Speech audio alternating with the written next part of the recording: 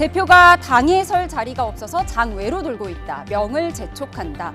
선거에 지고도 배째라며 버티는 건 뒷골목에서나 있는 일이다. 이 보수 원로들의 쓴소리에 이어서 오늘은 5선 중진 권영세 의원도 장동혁 대표를 향해 사퇴 압박을 했습니다. 당이랑 연결도 안 된 상태에서 바깥으로 돌아다닌다며 부정선거를 외치고 있다고 비판했지만 장동혁 대표는 인천과 부산에 이어 오늘은 광주를 찾아서 6.3 지방선거 재선거 촉구 집회를 이어갑니다.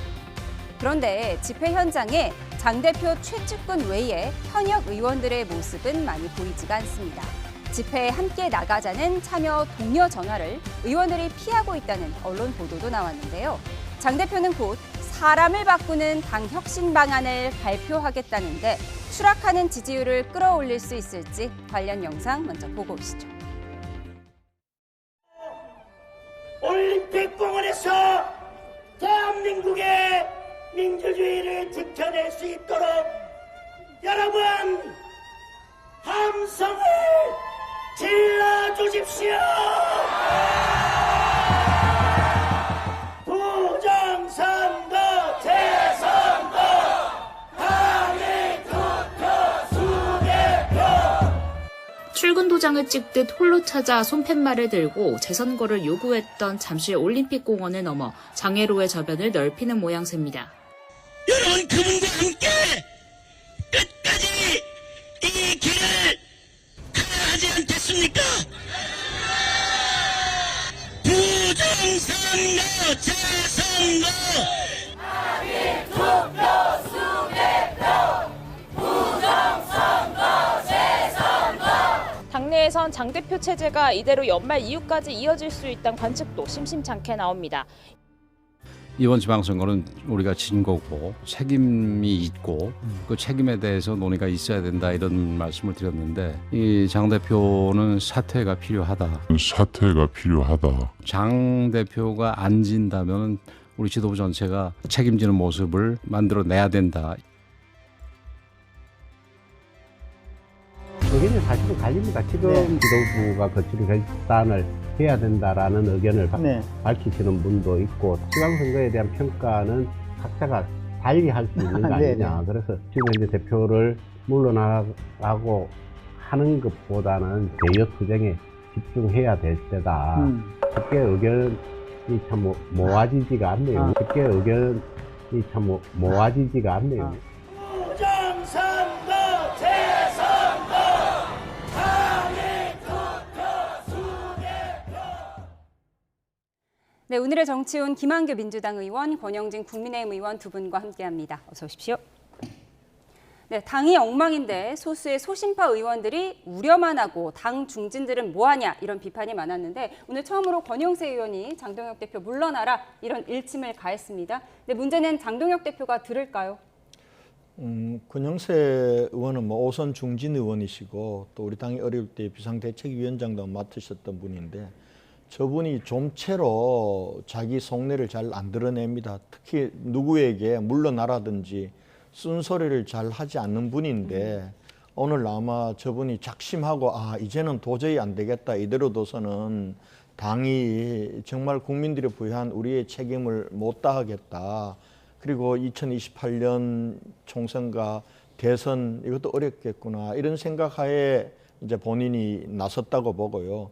아마 장 대표 본인이 책임을 지고 물러나면 좋은데 그렇지 않으면은 당 지도부가 책임을 만들도록 해야 된다. 이 얘기는 우리 당헌 당규상 선출직 최고위원 5명 중에서 4사람이 사퇴를 하면은 그 장동혁 대표 체제는 무너지고 비상대책위원회로 가도록 돼 있습니다. 그걸 아마 말씀하신 것 같고 그 5명 중에 지금 우재준 양향자 최고위원은 이미 책임을 지고 사퇴하자라고 하겠다고 얘기를 했고 아마 김민수 최고위원 같은 경우는 장동혁 대표하고 완전히 한 몸이기 때문에 그분은 아마 물러나지 않을 것 같고 결과적으로는 신동욱 그리고 김재원 두 최고위원들이 이제는 결단해라. 이런 얘기 같은데 아마 두 사람도 제가 듣기로는 많이 고민을 하고 있다고 하는데 본인들도 이제 사퇴를 그냥 할 경우에 장동혁 대표를 지지하고 있는 강성 당원들에 대한 그 또한 두려움도 있고 있습니다. 그렇기 때문에 전체적으로 의원총회나 이런 데서 총의를 모아주면은 두 사람은 입장을 표명할 가능성이 저는 있다고 봅니다. 그래서 정정식 원내대표가 그동안 이제 많은 의견 수렴을 했고 의견 수렴 결과 한쪽으로 잘 안 모아진다라고 얘기를 하거든요. 예. 그러면서 한편으로는 대여 투쟁에 집중하자는 의원들도 있고 장동혁 대표 사퇴에 초점을 맞추자 의원들도 있다고 하셨는데 지금 장동혁 대표가 대표로 있는 한은 대여 투쟁에 집중이 안 됩니다. 사실은 지금 장애 투쟁 장동혁 대표 혼자 나가시고 몇몇만 따라 나가는 거거든요.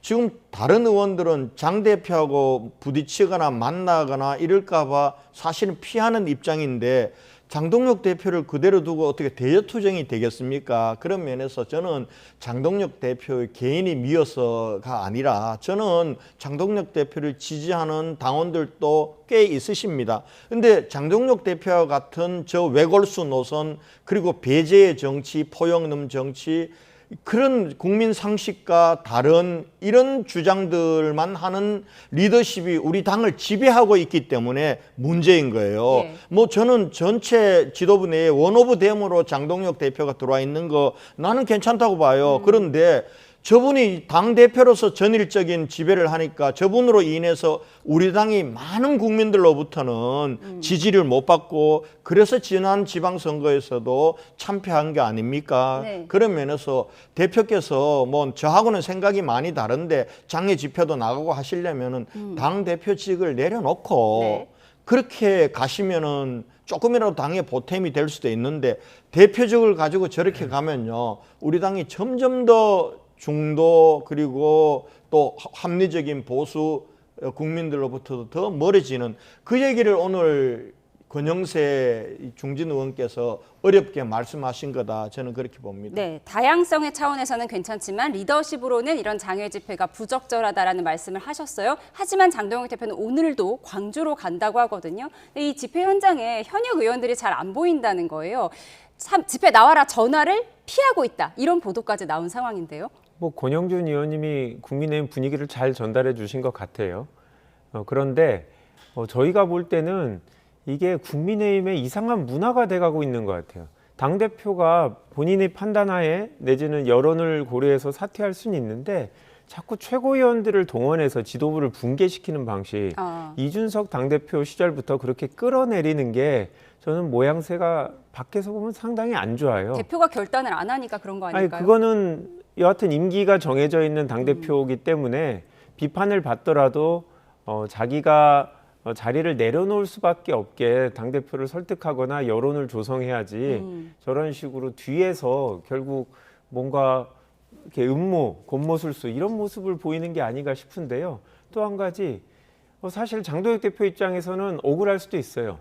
아니 국회를 열어줘야 본인이 들어올 텐데 원내대표가 계속 상임위원장, 법사위원장 달라고 정점심 위원님이 안 들어오고 있는데 본인이 국회에서 할 게 없지 않냐 저는 이런 생각도 들거든요.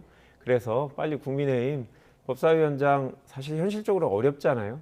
11대 7 의석수에 따라서 상임위원장 배분했으니까 국회로 들어오면 저는 국민의힘에서 원하는 대로 충분히 대여 투쟁할 수 있다고 생각하고 장동혁 대표도 끌어올 수 있는 명분이 있다. 저는 국민의힘의 정점식 의원님과 장동혁 대표를 좋아하지 않는 분들은 빨리 국회로 들어와서 당신은 혼자 뭐 하느냐라고 얘기를 하셔야 되지 않나 싶습니다. 일단 국회로 들어오시라 말씀을 주셨어요. 이 장외 집회에 현역 의원들 참여율이 저조하다 보니까 요즘 찐장, 멀장 이런 말들이 나오더라고요. 예전에 찐윤, 머륜 이런 게 있었는데요.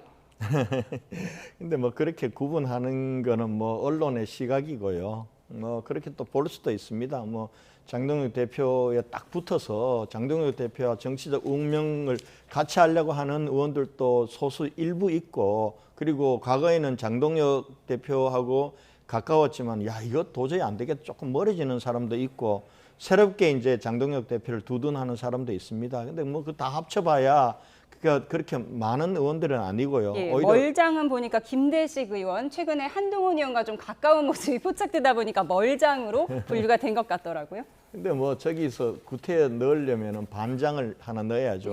다수의 의원들은 사실은 장동혁 대표 개인이 싫어서 미워서 이걸 떠나서 장동혁 대표의 리더십으로는 사실 우리 당을 끌고 갈 수 없다.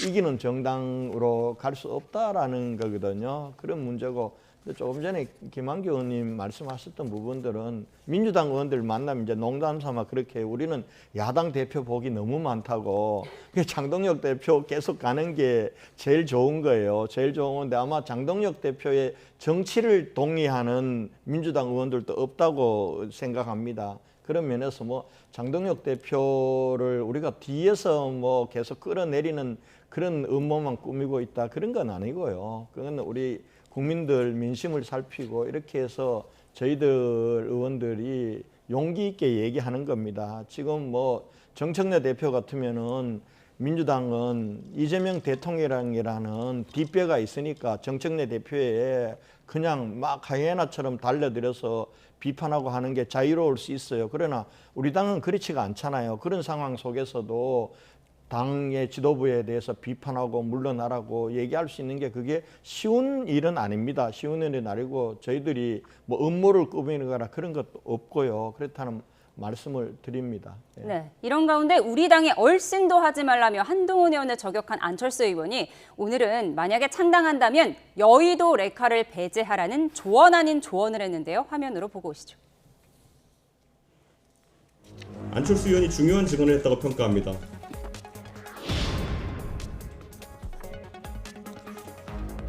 국민의힘을 거의 낭떠러지로 몰아놓고 나는 갑자기 국민의힘에 복당하겠다? 이게 도대체 무슨 논리입니까? 정말 총을 잘 쏘는 스나이퍼를 우리 편으로 데려왔는데 그 기가 막힌 총솜씨를 우리 편을 향해서 쏜다면 그것은 큰 재앙 아니겠습니까? 안철수 의원은 한동훈 의원이 창당할 거라면 친한계 여의도 레카를 배제하길 바란다며 한 의원의 대리인을 자처하며 발설하는 입들의 행태가 가관이라고 날을 세웠는데요. 친한계 의원들은 대응하지 않고 있습니다. 한동훈 의원 입장에서도 시기를 보고 좀 적절한 환경이 됐을 때 복당 여부를 논의하는 것이 맞지 않나. 우리 우파 진영의 또 자산이 될 수 있다면 긍정적으로 좀 봐야 될 것 같습니다. 뭐 복당 절대 안 된다 이런 말도 나오고 하시는데 지금 뭐 그거는 잠시 그 두 분만의 지금 조금 이슈인 것 같고요. 네. 당 내에서는 굉장한 피로감에 다 좀 빠져 있습니다.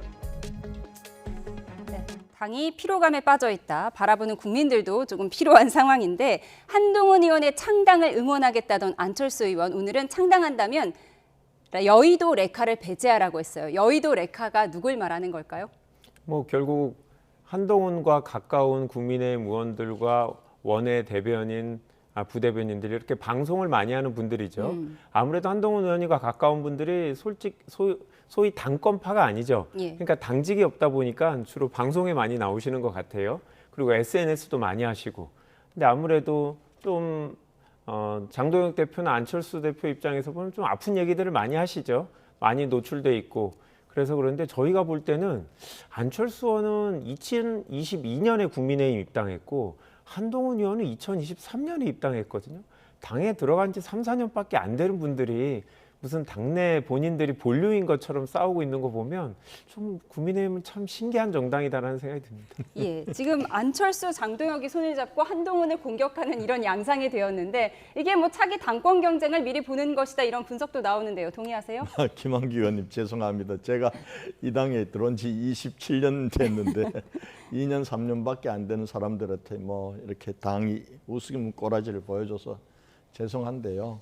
지금 이제 안철수 의원이 뭐 저는 누구든지 비판받을 수 있다고 생각해요. 한동훈 의원에 대해서 무소속 의원에 대해서도 비판하고 할 수 있다고 생각합니다. 그런데 우리 당에 얼씬도 하지 말라. 2022년도에 들어온 분이 2023년도에 들어온 분한테 의원들이 이 얘기를 들으면서 하는 얘기는 야, 좀 생뚱맞다. 왜 지금 저렇게 막 화를 내서 하지?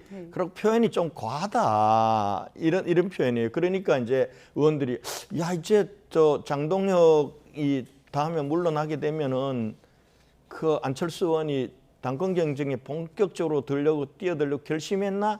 이렇게 얘기를 해요. 하는데 저는 그걸 떠나서 이 배경을 놓고 보면은 서로 이제 말하는 게 자기한테 조금은 아플 수는 있어요. 아플 수는. 그러니까 안철수 의원이 추경 의원 재판장애가 증인으로 나와서 사실은 당사로 모이자고 얘기한 건 한동훈 전 대표였다. 이렇게 얘기하는 게 한동훈 대표 입장에서는 내가 마치 그거 표결을 방해하러 하려고 그랬단 말인 것처럼 몰아가는 걸로 하니까 좀 기분 나쁘니까 또 거기에 대해서 한마디 하는 거예요. 한마디 하는데 그리고 나니까 이제 한동훈 대표하고 가까운 사람들이 안철수 의원의 과거사를 들먹이면서 또 여기에 참전을 하니까 그러니까 또 이 여의도 레카라 그러면서 또 이렇게 비판을 하는데 저는 한동훈 전 무소속 의원도 그렇고 안철수 대표도 그렇고 이분들이 우리 당으로 보면 큰 지도자예요. 대통령 후보를 꿈꿨던 사람들이고 아직도 그 꿈을 가지고 있고 당을 이끌어 나가야 될 어찌 보면 한 사람 한 사람으로 보면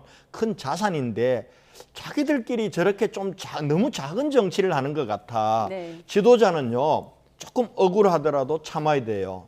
전체를 보면서 참을 때는 참고 넘어가 줄 줄도 알아야 되는데 사사건건 나는 요만한 손해도 안 보겠다. 나한테 조그만 이 싫은 소리 하면 나는 발칵발칵 저는 지도자의 자세 아니라고 봐요. 그런 면에서 한동훈 무소속 의원님도 그렇고 또 우리 안철수 의원님도 조금은 크게 보는 정치를 했으면 좋겠다. 그래야 지도자가 될 수 있고 또 우리 당이 그분들로 인해서 국민들에게 더 많은 지지를 받고 국민들을 위로시키는 그런 정당이 될 수 있다. 그런 말씀을 두 분께 제가 드립니다. 예, 못이 중한 뒤 서울 감정 싸움은 조금 수그러뜨리자라는 당을 27년 지킨 권영진 선배님의 조언이셨습니다. 주제 넘어가기 전에 한 가지 더 여쭤보면 장동혁 대표 측에서 집회 나오라는 전화 권영진 의원님도 받으셨나요?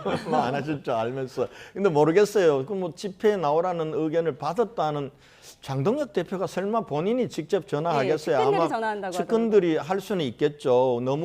대표가 너무 외로워 보이지 않습니까? 나와 주십시오. 이렇게 얘기할 텐데 그래도 그 가는 의원들 별로 없을 거예요. 왜냐하면 저는 장동혁 대표가 대표 개인의 의원 자격으로서는 저는 충분히 갈 수 있다고 봐요. 그리고 지금 가서 외치는 게 부정선거, 재선거잖아요. 당일 투표 수개표잖아요.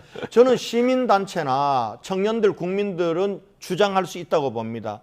그런데 공당의 대표가 지금 부정선거라고 단정해버리고 재선거를 하자라고 심지어는 또 이긴 서울시장 선거도 재선거를 하자는 게 이게 국민 다수로부터 공감대를 얻을 수 있겠습니까?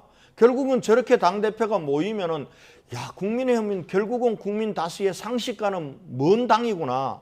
저런 사람이 어떻게 당대표를 하고 있냐. 이렇게 생각하면서 국민들로부터 우리 당이 점점 더 고립될 거 아닙니까? 그런 면에서 장동혁 대표가 자기 소신이라면은 장애 집회에 가시는 거 좋다 이거예요. 당대표를 내려놓으시고 국회의원 개인 자격으로 얼마든지 가셔라. 그런 말씀을 드리고 싶습니다. 예. 그런데 이 민주당도 복잡하긴 마찬가지입니다. 내일부터 이틀 동안 전당대회 후보 등록을 시작하는데 이렇게 전당대회 시계가 빨라지는 가운데 스토커, 역적 이런 발언들까지 지나치게 말이 거칠어지고 있습니다. 영상으로 보고 오시죠.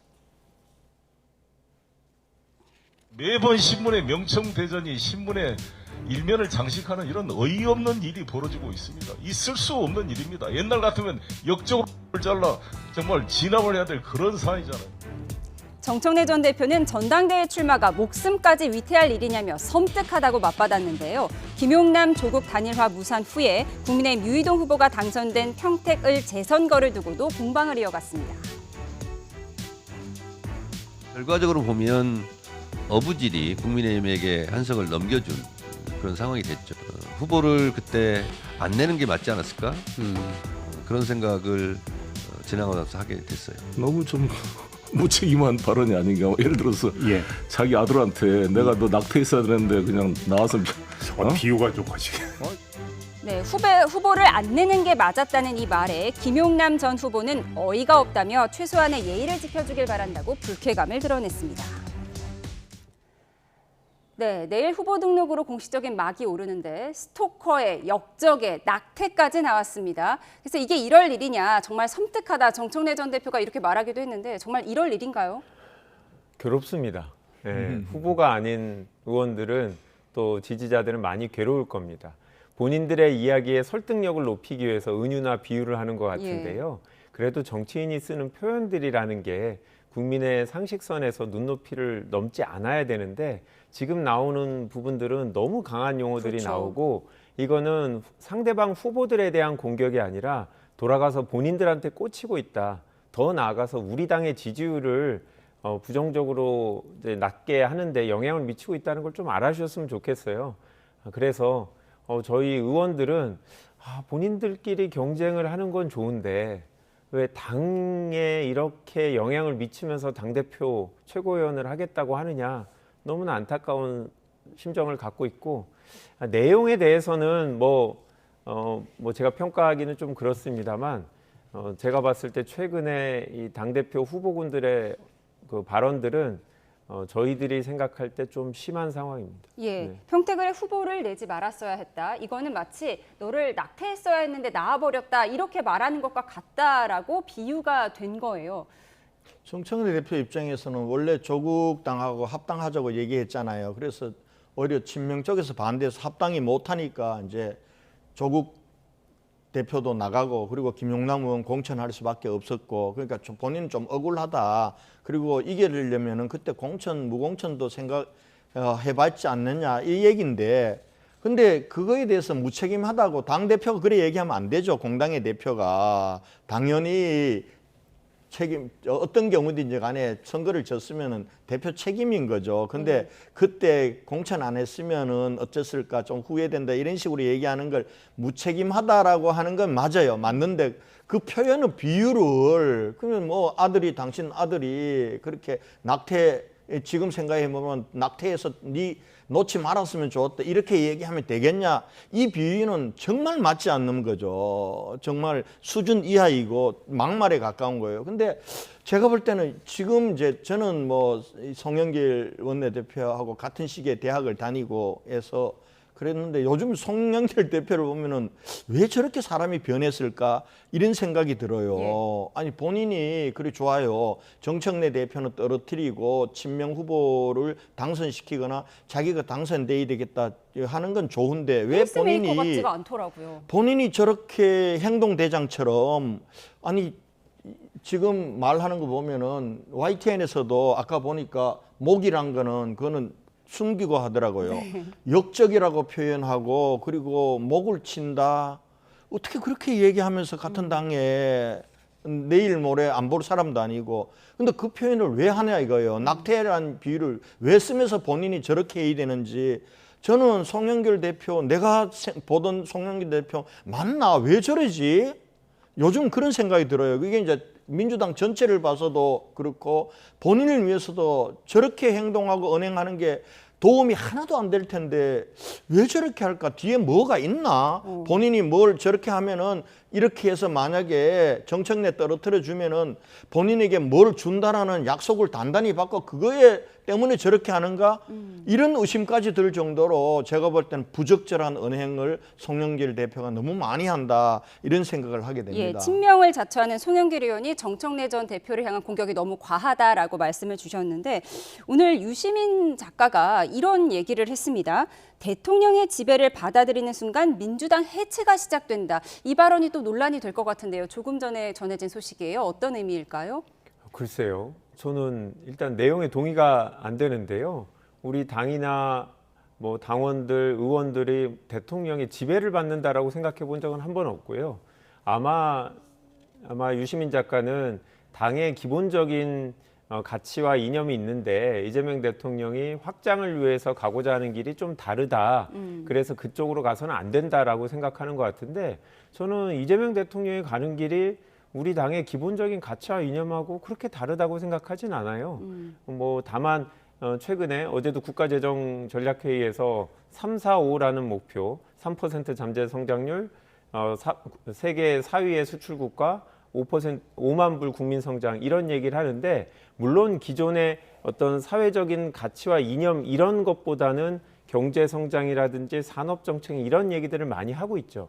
근데 그게 꼭 충돌된다고 생각하지 않는데 저는 유시민 작가님께서 저렇게 얘기하는 건 있지 않은 사실에 대한 민주당이 대통령의 지배를 받는다는 만약 그런 일이 있다라는 가정을 두고 얘기했지만 듣는 쪽에서는 지금 혹시 그런 상황이냐라고 오해할 수 있기 때문에 상당히 부적절하고 저렇게 굳이 당하고 대통령의 간극을 벌릴 필요가 있나 상당히 좀 아쉽습니다. 네, 대통령의 지배를 받아들인 순간 민주당 해체가 시작될 수 있다. 유시민 작가 이 말에 대한 해석도 오늘 좀 분분하게 나올 것 같습니다. 그런가 하면 장윤기 사건 봐주기 수사 의혹을 조사하는 경찰청 특별수사단이 오늘 중간 수사 결과를 발표했습니다. 민주당은 보안 수사권 전면 폐지 원칙을 고수하는 가운데 당내에서 신중하게 접근해야 한다는 목소리도 커지고 있습니다. 들어보시죠. 구속된 강력팀장은 리얼돌, 케이블 타이 등 증거가 살인의 주요 증거는 아니라고 판단하여 누락하였다고 주장하면서도 윗선에서 스토킹과 살인 사건을 연결시키지 못하도록 지시했다고 진술하였습니다. 민주당 홍기원 의원이 보안수사권 폐지 관련해서 수정법안을 대표 발의하는 등 민주당 내에서도 온도 변화가 감지되는데요. 한동훈 의원에 이어 국민의힘 의원들을 만난 부산 돌려차기 피해자는 피해 당시 입었던 청바지를 들고 나왔습니다. 청바지가 있습니다. 사실 이 경찰 단계와 검찰 단계에서 똑같은 증거였습니다. 그런데 누군가는 찾아내지 못하고 누군가는 찾아냈다는 것만으로도 이 모든 이 보안 수사권에 대한 논제에 대한 방증을 할 수 있는 거라고 생각합니다. 사회적 약자, 네. 청소년, 여성 성범죄, 장애인 이런 범죄에 대해서는 보안 수사권을 갖는 것이 옳다. 네. 그래서 저도 수정했어요. 당대표가 되겠다는 사람이 국민 생각과 같은 그러한 것을 하는 것에 대해서 흔들리면 안 돼요. 오히려 이런 것을 흔들리는 사람은 당대표 자격이 없다. 저는 그렇게 봐요. 네, 윗선이 스토킹 관련 내용을 보고서에서 제외하라고 했다. 성적 동기 가능성의 과학수사계 의견도 누락시켰다. 이게 중간 수사 결과가 발표가 됐는데 뭐 하실 말씀이 많으시죠? 박지원 의원이 조금 변심을 한 거 보니까 민주당 내에서 예외적인 형태로나마 검찰의 보안수사권 이제 남기는 방향으로 바뀌겠구나 이런 조금 기대를 하게 되네요. 하게 되는데 사실은 지금 검찰이 밉다고 해서 검찰이 그동안의 행태를 바로잡겠다고 해서 검찰의 보안수사권 그 수사기관에 서로 견제와 감시의 역할을 하는 검찰의 보안수사권마저 없애는 그거는 제가 볼 때는 빈대 잡으려고 초가삼간 태우는 거다라고 생각합니다.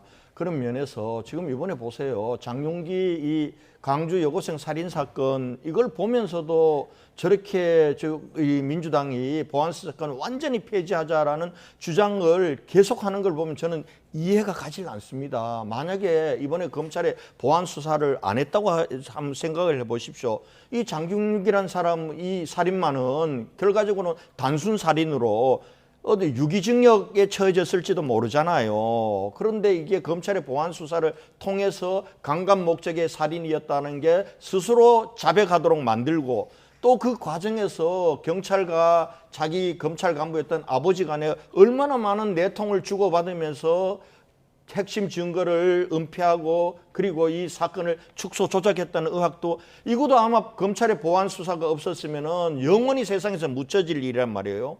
아까 나왔던 부산 돌려차기 저 피해자도 나와서 얘기해 저 사건도 똑같은 거예요.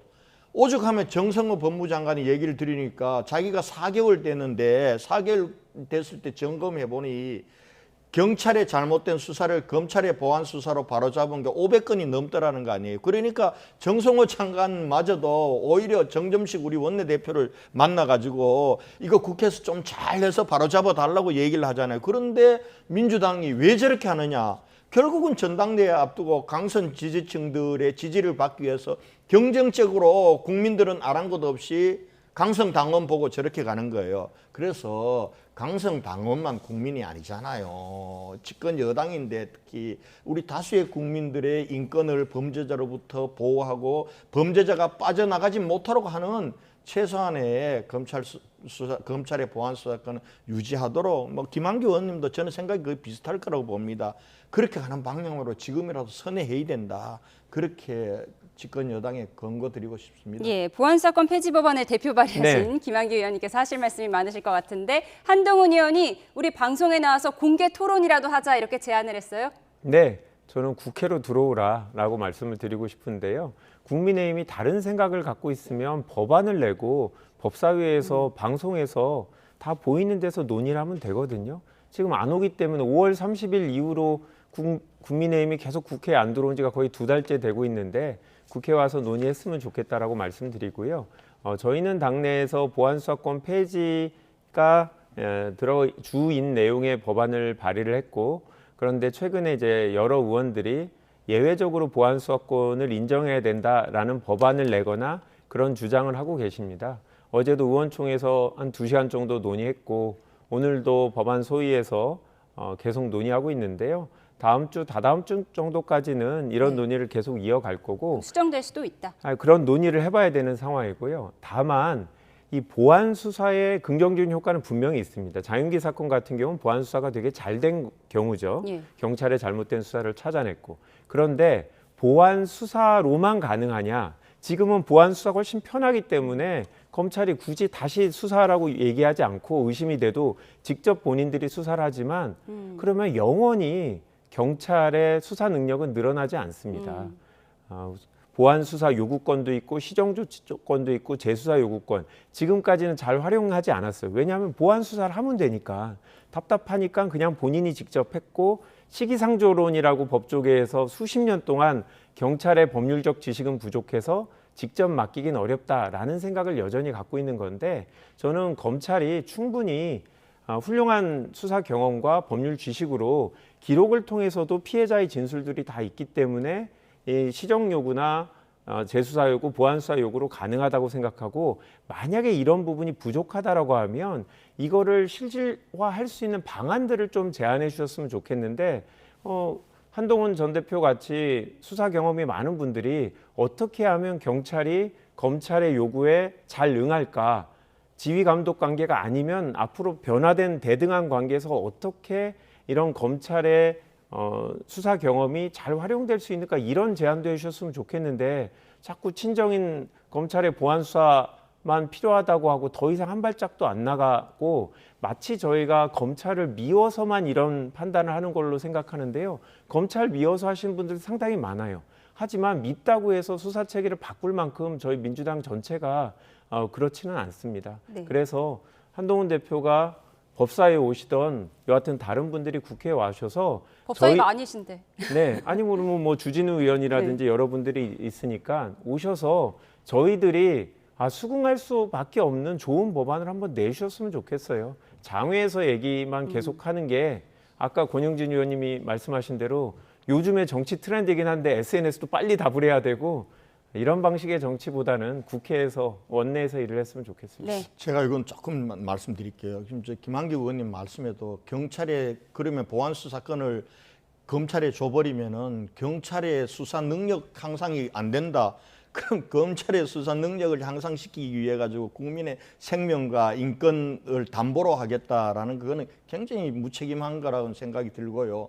그다음에 얘기만 하면 이제 야당이 들어와서 얘기하라 그러는데 언제 민주당이 우리 국회에서 야당이 안 들어와서 야당하고 논의를 안 했기 때문에 단독 처리 악법들을 막 통과시켰습니까?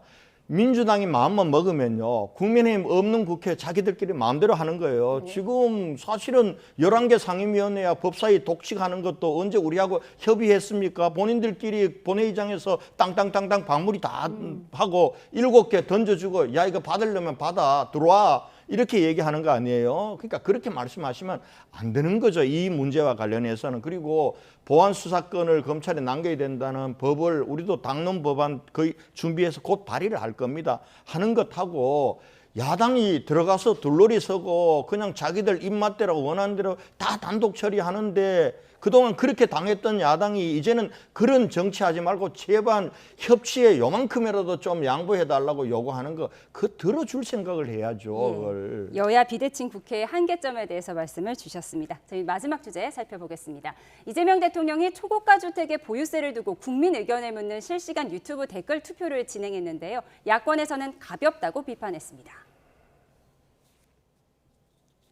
20억, 30억, 40억, 50억, 60억, 70억, 80억, 90억 있는데 그냥 앞 글자 한번 눌러보시면 어떻겠나. 한 1, 2, 3, 4, 5, 6, 7, 8, 9까지 30억 써주시면 됩니다. 의외네. 한 50억 할 줄 알았는데 20억도 꽤 많습니다. 20억도 많아요? 예.